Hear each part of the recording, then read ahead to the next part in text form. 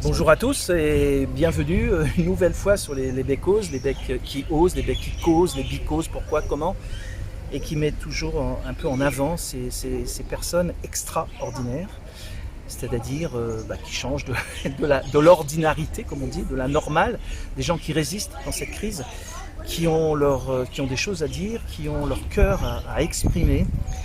Et aujourd'hui, quelque part dans les hauts de l'île de la Réunion, euh, on avait envie de recueillir pour vous des témoignages et un témoignage d'un parent. Voilà.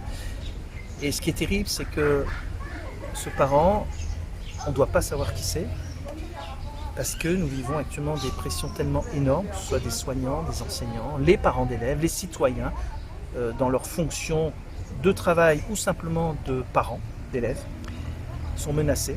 Et voilà, donc bonjour monsieur le parent, merci d'être avec nous aujourd'hui et c'est très fort ce t-shirt parce que finalement c'est un habit, vous savez qu'on a pris pour habitude de côtoyer un peu nos enfants masqués et donc on leur a perdu, on a donné chez eux une espèce d'inhumanité, par exemple en enlevant les yeux de cette affiche de masque horrible, sans expression, sans yeux, sans oreilles, sans rides sur le front, sans expression.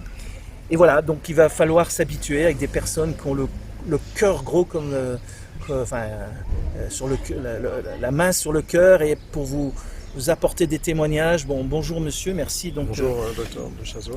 bonjour monsieur et vraiment merci d'apporter votre témoignage. Vous aviez des choses fortes à nous dire ce matin. Oui, absolument. Alors, voilà, je voulais témoigner pour mes enfants, mais pas seulement pour mes enfants, hein, pour tous les enfants de l'île de la Réunion et du monde. Mes enfants, comme j'imagine d'autres, sont régulièrement sanctionnés au collège parce qu'ils ne portent pas le masque de manière adéquate.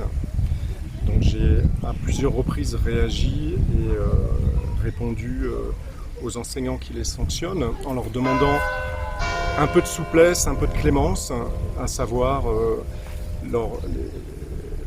je les ai interpellés sur ce qu'ils pouvaient penser de la possibilité de ne les laisser respirer de temps à autre sans forcément remettre en cause la règle, puisqu'on sait bien qu'ils sont, les enseignants sont inspectés, contrôlés aussi comme beaucoup de salariés. Et j'ai eu comme réponse de l'un d'entre eux qu'il ne s'agissait pas de ce qu'il pense, mais de ce qu'on lui demande de faire. Voilà, donc ça m'interpelle dans la mesure où cet enseignant n'a plus le droit, a priori, de réfléchir, d'agir. On lui demande de faire quelque chose et il le fait. Et il n'a pas honte de dire qu'il ne s'agit pas de ce qu'il pense. Donc voilà, là, c'est un réel problème qu'on peut lier quand même à une société qui devient totalitaire. Alors c'est très fort ce que vous nous dites là. D'ailleurs, comme vous pouvez le voir à l'image, dans les Bécauses, on vous dit que la pure réalité, donc vous pouvez voir à l'image, alors on l'a anonymisé pour ne pas mettre en difficulté ni ce parent, ni cet enseignant, ou cet enseignant, enfin singulier ou féminin, et pour montrer que ce qu'on dit est vrai. Heureusement, beaucoup d'enseignants résistent, beaucoup d'enseignants ont compris. Malheureusement, la hiérarchie fait qu'ils sont plus vraiment libres. Et monsieur le parent, vous avez parlé un peu de dictature, de mots un peu forts. Là. Comment vous voyez maintenant l'avenir pour nos enfants par rapport à leur scolarité, par exemple? Alors, je pense que beaucoup d'enfants entament une scolarité difficile, surtout dans les petites classes, hein, en primaire et puis même avant le primaire, puisque le port du masque interfère dans leurs apprentissages. Les enfants qui apprennent à lire, à écrire ne voient pas le visage de leurs enseignants, donc ça reste un problème. Puisque on sait bien que certains enfants, voire la plupart, lisent sur les lèvres, hein, notamment lorsque l'enseignant prononce certains mots ou certaines lettres. Donc je pense qu'il peut y avoir plus de troubles d'apprentissage qu'avant la période Covid. Donc est-ce que le port du masque est justifié ? Est-ce que le remède n'est pas pire que le mal? On sait que les enfants sont asymptomatiques lorsqu'ils rentrent en contact avec le Covid. Par ailleurs, il faut quand même qu'ils s'instruisent, qu'ils aient un minimum, qu'ils puissent suivre un minimum d'apprentissage pour leur avenir. Donc voilà, dans la balance, qu'est-ce qu'on a? On a d'un côté les apprentissages qui sont indispensables, et puis un virus qui les atteint très peu. Oui, ben écoutez, merci d'avoir bien voulu témoigner. Hein. Donc, vous parliez de l'expression des visages de l'enseignant par rapport à l'enfant. Dans le monde animal, les animaux se reconnaissent par les odeurs.